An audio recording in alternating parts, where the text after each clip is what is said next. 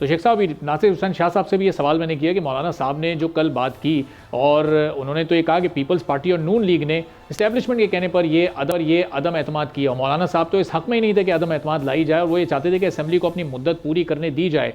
अब ये क्या हकीकत है इस बयान की मौलाना साहब की? मौलाना साहब बड़े बजे हुए सियासतदान है। मैं इसको इस तरह लेता हूँ कि जब ये सब हो रहा था तो मौलाना साहब क्या कहीं हज पे गए हुए थे, उम्रा करने के लिए गए हुए थे, किसी मराकबे में बैठे हुए थे, कोई चिल्ला काट रहे थे। उस वक्त क्या था, उनका अपना जो साहबजादा है जो इस वक्त ईद पे हैं, वो माशाल्लाह एक वफाकी वजीर थे और उनके बहुत सारे लोग भी वफाकी वजीर थे।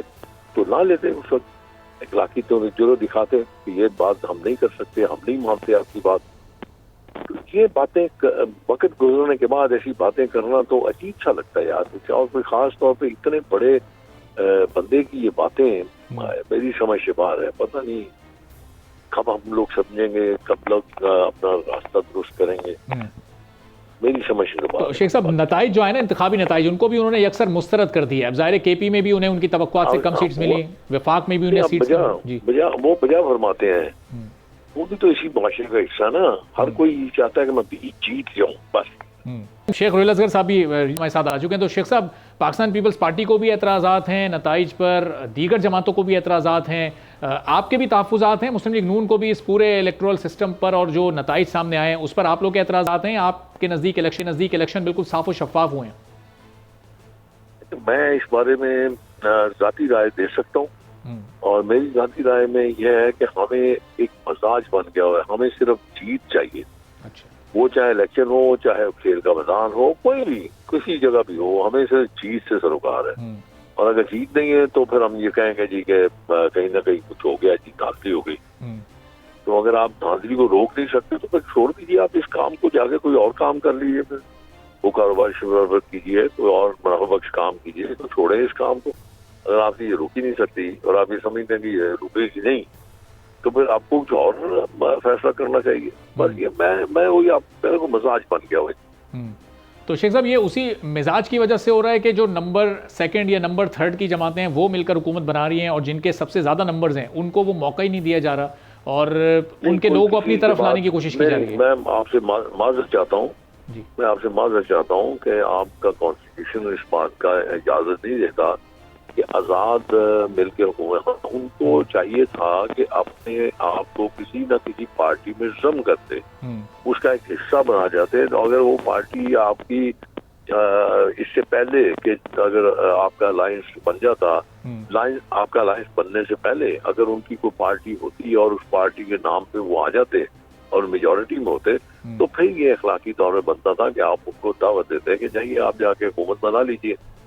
लेकिन यहाँ पे जो अब अलायंस बना है वो नंबर्स तो बहुत ज्यादा बढ़ गए ना। अब उनसे आजाद वालों से इनके नंबर ज्यादा हो गए। अब जब इनके नंबर ज्यादा हो गए तो ऑब्वियसली आप इन्हीं को आप दावत देंगे ना वो बनाने की। और शेख साहब, जो जिस तरह पीपल्स पार्टी की अभी सपोर्ट मिल रही है वो तो बड़ी पार्शल सपोर्ट है, वो बड़ी एक थिन लाइन पर है कि वो कोई ओहदे नहीं मांग रहे, वो सिर्फ आपका प्राइम मिनिस्टर बनवा रहे हैं, और उसके बाद उनके हाथ में होगी ये हुकूमत साजी के अपने वोटर्स को, अपने सपोर्टर्स को, अपने वोटर्स को समझाने के लिए कुछ ना कुछ तो करना पड़ता है। एक तरफ आप ये कह रहे हैं कि आप की हुकूमत का हिस्सा नहीं बनेंगे लेकिन आपको वोट दे देंगे, तो देख लीजिए, आप जरा देखते जाइए, 2-4 दिन देख लीजिए। कौन सा इतना लंबा चौड़ा तो नहीं है ना, 2-3-4 दिन की बात है। जब नोटिफिकेशन हो जाएगा उसके बाद हुकूमत साजी हो जाएगी। और ये सारे आईनी ओहदों की डिमांड है पीपल्स पार्टी की कि सदर भी उनका हो, गवर्नर्स भी उनके हों, स्पीकर और चेयरमैन सेनेट भी उनका हो। मफरूजों पर बात न किया कीजिए। मैं आपसे गुजारिश करूंगा, मोहतबाना गुजारिश करूंगा कि मफरूजों पे। तो और बिलावल साहब ने प्रेस कॉन्फ्रेंस की थी 2 रोज पहले, उसमें उन्होंने कहा था कि हम ये सारे अपने कैंडिडेट्स लेकर आना चाहते हैं। ये तो बिलावल साहब किसी ने कुछ नहीं कहा। जो बात होगी वो उनके दरमियान बैठ के होगी, जब बैठक होगी बढ़ोगी वापस में तय कर लेंगे। मेरे और आपके कहने से या मेरे और आपके बात करने से तो मामला तय नहीं होंगे ना। ठीक है। तो नासिर हमें अच्छा एक और मैं आपको गुजारिश करूँ, हमें हर किसी चीज को फौरी तौर पे उसका नतीजा लेने की बहुत जरूरत है। हम पता नहीं सबर नहीं रहा, वो भी आप ठीक है, ये भी मिजाज बन गया हम लोगों का, मजमूई तौर पर मिजाज है ना, इसी कल्चर का हिस्सा है यार। इसी सोसाइटी का हिस्सा है। वो जब जैसे मतलब हमको ऊपर से तो नहीं आया हुआ ना खास, तो बर्दाश्त सब्र तहम्मुल तो है ही नहीं। अब आहिस्ता आहिस्ता खत्म होता जा रहा है। सही। सब्सक्राइब करें और बेल दबाएं ताकि कोई खबर रह न जाए।